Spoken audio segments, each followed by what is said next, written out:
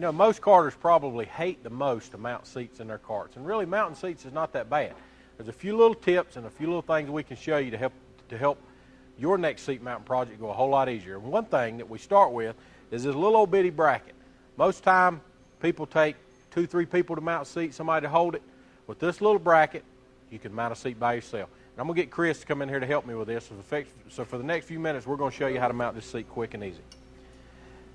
This little bracket right here, I bolt it right here on the top of the caliper. And after it's bolted in, it's going to hold the back of the seat, so the seat will set in the go-kart without anybody holding it. Now once this little bracket's installed, like I said, it'll take away the need for another person. We can adjust this bracket up and down to set the height of the seat back, and the whole seat will just set right in place where it needs to go. We can do the rest of our work just with this little bracket.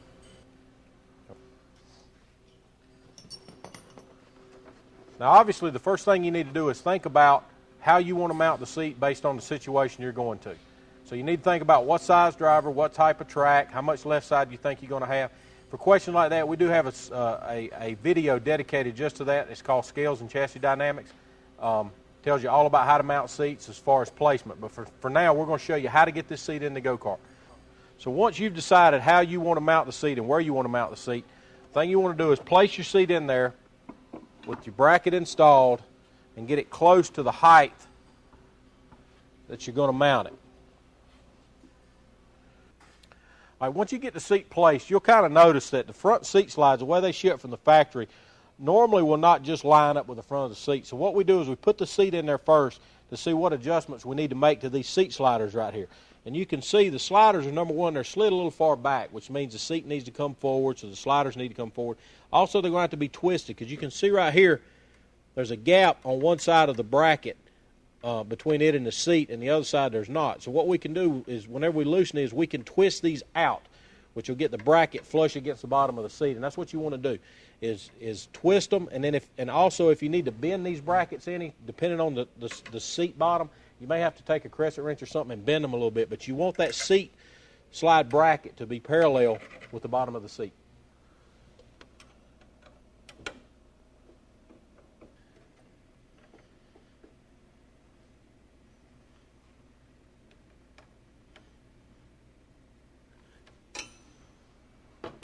All right, now that we've kind of adjusted our front seat slides, you want to just kind of look over the seat, make sure it's where you want it, position it right to left, get your heights in the back, be sure to meet your minimums.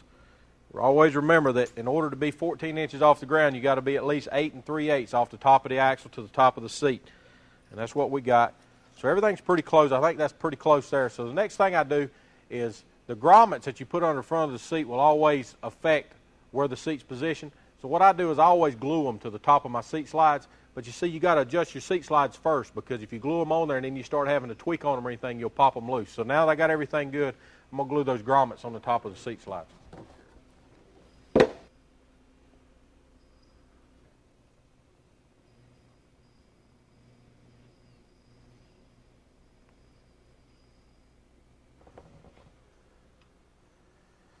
Okay, now we're getting ready to start marking holes.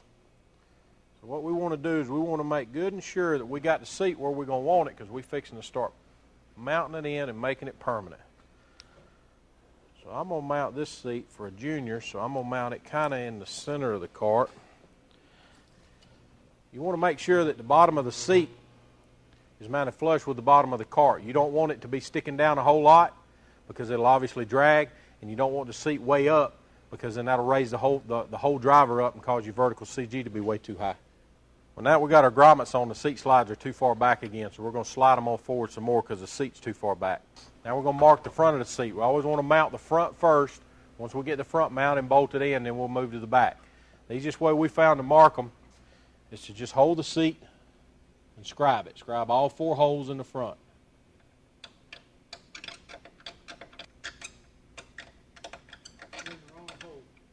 This one?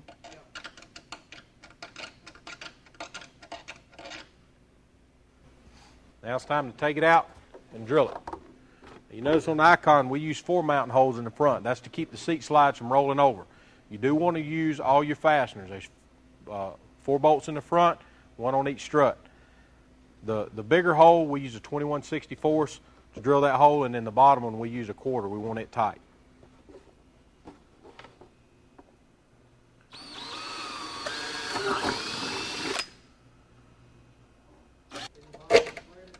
No.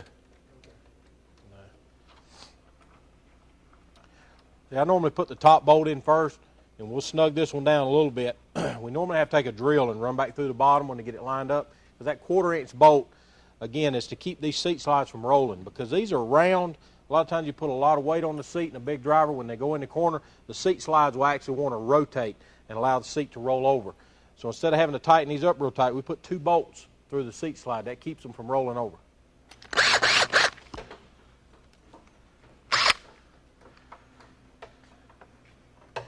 The reason we have 2 mounting holes in the front seat slides is because the round tubes that the slides are made out of are bad to roll over. In other words, when you get a lot of weight and the driver's weight goes in the corner, the lateral forces will cause the seat slides. We've actually had them to roll over like this, and will actually allow the seat to move. So what we've done on the Icon and our later versions of our seat slides is we put 2 holes in each slide. That gives you 4 mounting points at the front. So when you put all the fasteners in, that prevents the seat from rolling over. So a lot of carters don't want to put all those fasteners in. They just want to put 2 like the old days. That's what causes your seat, or what allows your seat to roll over in the corner. The seat will move over as much as a 1/2 inch, so it's not really where you placed it.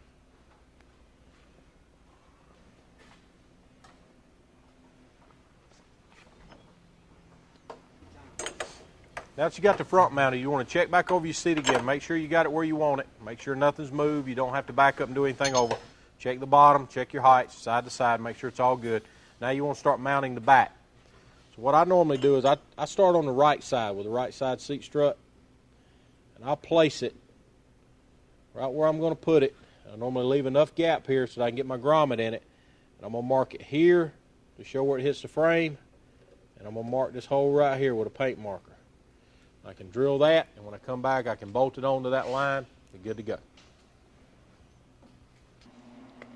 As you can see, this cart has one of our new wiggy bars on it, but the principle is still the same. If your cart does not have one of these bars in it, it would attach the same way, just attach it to the main frame.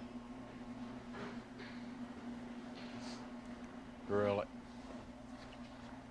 At this point, we're putting on our seat strut bottoms and getting everything ready to mount up, because we're going to put all of our fasteners in to bolt this side up. Be sure you always use the fasteners that come with the cart. We always use nylon lock nuts on everything to keep everything safe. You don't want this coming loose and the driver's getting hurt because the seat strut fell off. Now that we're putting it on for a final, we have to put our seat strut bottoms, our nuts, get everything on it ready to mount up, because we're going to snug it all down as we go. As you can see, I just snugged these down. I didn't get them really tight. I can still move the strut around. So this allows me to get it back on my line, get it lined up so my wiggy bar is not in a bind,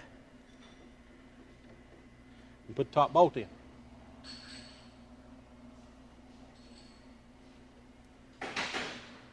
Do it. The bolts where the grommets are at, you want to tighten them just enough to compress the grommets. You don't want to over tighten them, but you don't want to leave them loose. A lot of people think they want that the seat wants to be real loose, but you don't. You want it securely fastened, but you don't want anything in a bind. If you notice that bolt went straight through the hole. Don't want to be picking up or pulling or anything. The last part over on the left side, that's one that's going to be crucial. But for now, this side's done. So all we want to do is tighten this the rest of the way down so it'll be finished.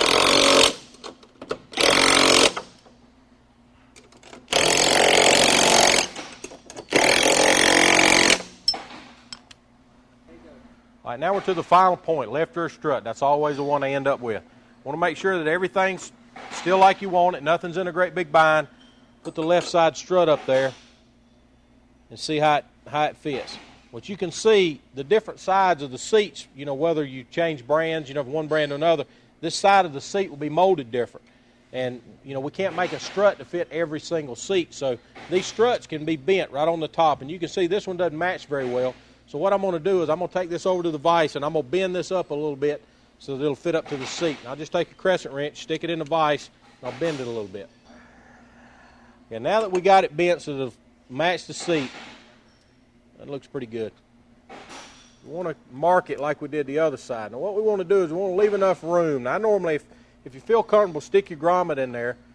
but I've done enough. I know what it looks like. I just pull it out about so far, and I'll mark it here for the frame. And I'll mark it there. Drill that, we're ready to go.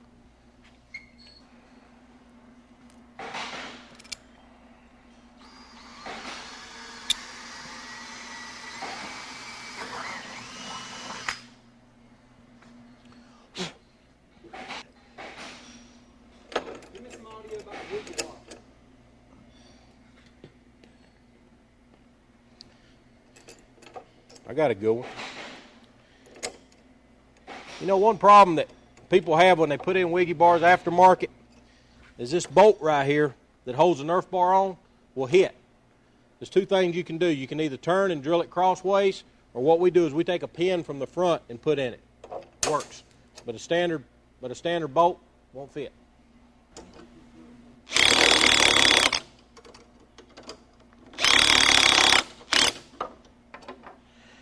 You know, one thing that some people notice when they put on, say they buy a wiggy bar for an older go-kart, like an older Icon or an older Phenom, they notice that the bolt that goes through the frame that holds the Nerf bar on will actually hit the wiggy bar. And they get all spun out, they don't know what to do. So there's two things you can do. You can either turn and drill a hole through horizontally, through this tube, through the Nerf bar tube, or what we do is we take the pin from the front, or a pin like's in the front, and put that short pin in, a clevis pin, and it works great.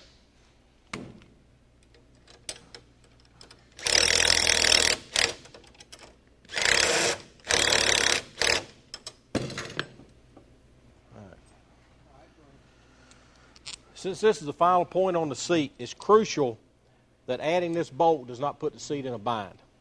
So I've slid the grommet down in there, and it's kind of snug because it's hitting on both sides. You want to make sure this seat bolt goes straight in. Okay? If you have to pick up or push down on the seat, you need to start over. You're putting it in a bind. Screw it in. Wrong size.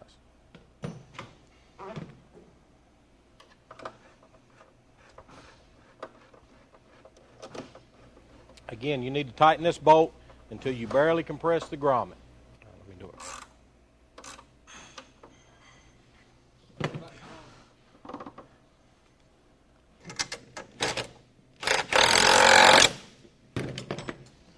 All right, now that we got everything bolted in and everything tight, you want to make sure this wiggy bar is not in a bind. You can see we can wiggle it, seat will move. That's perfect right there. All right, now that we got everything mounted, I'm pretty sure we did a good job on mounting this seat, but one thing I always do is I'll loosen these front seat slides. After everything's tight, I loosen them back up, and I just want to make sure that nothing's in a bind. So what I do when I loosen it, I notice if one of them pops or pulls, I know I got something wrong. But I just loosen them, wiggle them around, they're good and free. I just tighten them back down. Make sure they're good and snug. You need to tighten these jam nuts, because if you don't, they'll come loose. Tighten the jam nuts, blow it off, and you're done. Remember, anytime you work on a kart, safety needs to be number one. Especially when you're mounting a seat or working on anything that has to do with the safety of the driver. Be sure and go back over your work, make sure everything's tight. Always use good fasteners. If you got a bolt or a nut that doesn't look good, if you're doing like, remounting a seat using old fasteners, the price of a bolt or the price of a nut is cheap compared to the price of somebody getting hurt. So always make sure that safety is number one.